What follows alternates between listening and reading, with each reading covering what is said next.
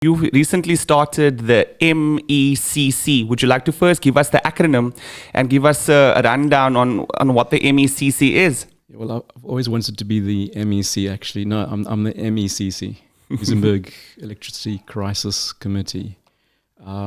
Look, it is a crisis. It's very serious, it's impactful, and it's destroying people's lives. Sure.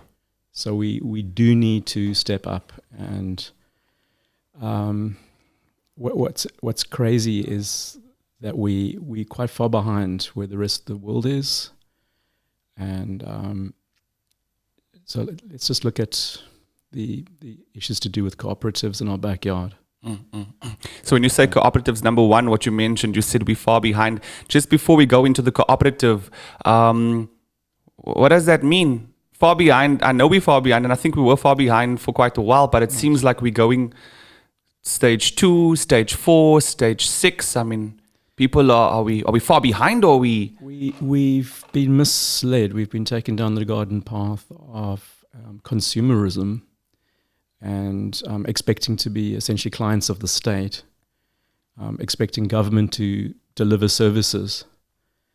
And governments are notoriously inefficient allocators of capital, and they're even worse when it comes to delivery of goods and services. You don't always, you don't expect government to supply you with your basic goods. And there's a lot one can say about issues to do with the South African state and Eskom and the history of energy in this country, which is why I brought my book into the studio, Restoring the Land. I've written about this quite extensively. Could you just maybe show it to the... There it is. Restoring the Land. Yeah, this was the book that got pulped by the apartheid state.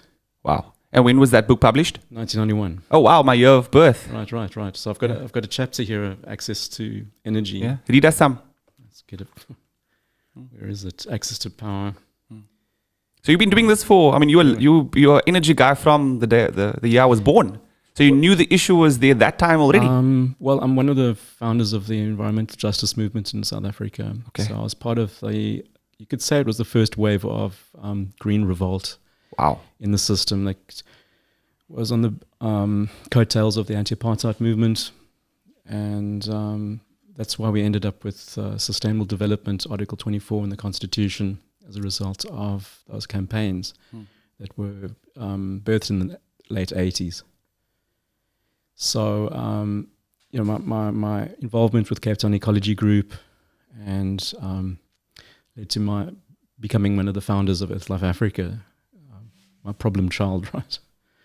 I'm a bad parent, so I could tell you why that is and what happened.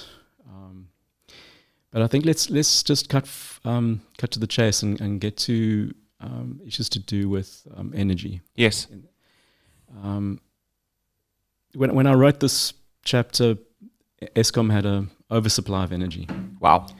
Before they were supplying the other South African or our Southern African countries?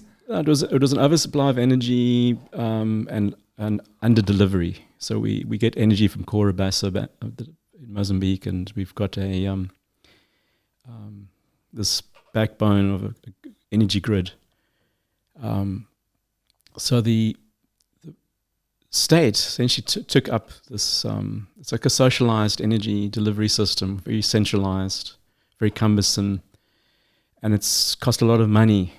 And unfortunately, the projects that were birthed after the democratic rise of democracy have a lot of that money has been wasted on miscalculations and bad decisions. So just to give you an idea of what happens when the grid begins to fail. Well, we've got these peaking gas cycle plants that have burned through 7.7 billion rand in 6 months. The last 6 months? That was 1 6-month period. That was, I've got that fact, the stat from that. 7.7 billion. 7.7 billion rands worth of diesel. And that's why when the president says his hands are tied, literally, it's because there is no money to service the system. It's that's money that would have been spent on repairs. And there are a lot of analysts, everyone's got a slightly different take on what should be done and what is wrong with the system. But really my criticism comes as a consumer, as a citizen, as a person living in my community. And primarily I think one has to ask the question, so what can I do for my community, right? I don't care what government has failed us and expecting them to deliver on the next round of promises. Because remember, every time there's a grid failure, there's a new round of promises. They put Band-Aid on the system and they're promising, they're spending more money, and it's a fantasy of an illusion, a mirage that never arrives, because the efficient, cheap electricity system doesn't exist.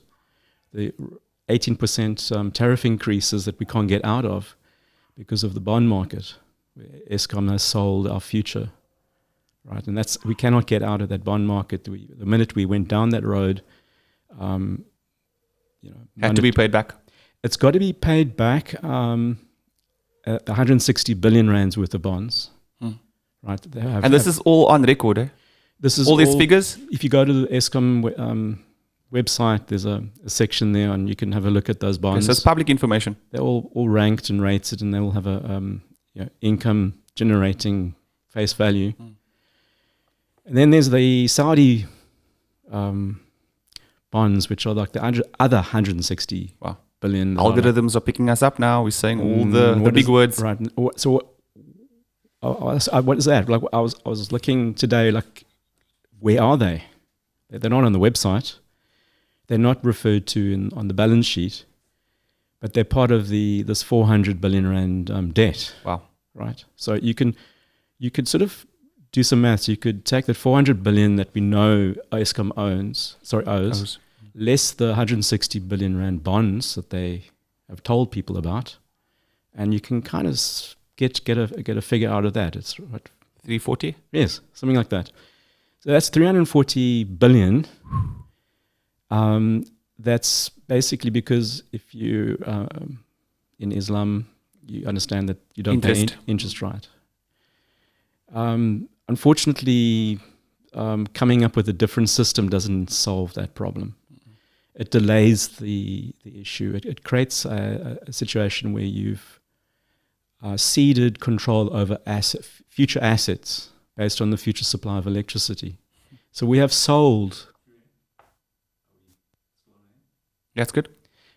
We've sold 340 billion rands worth of assets to a third party. That's not going to be charging us interest, but that in the future would have some form of say. They get income from it's like income. Future earning. Future earnings as shareholders. They're shareholders in our system. So this whole privatization, anti-privatization, I'm sorry, Kasati looks ridiculous. The workers' movement has failed us. And we've failed because we went for the centralized energy promises of the current administration and previous administrations. We need to get back to basics. We need to get back to the grassroots. We need to get back to people's power, and we need to return the power to the people.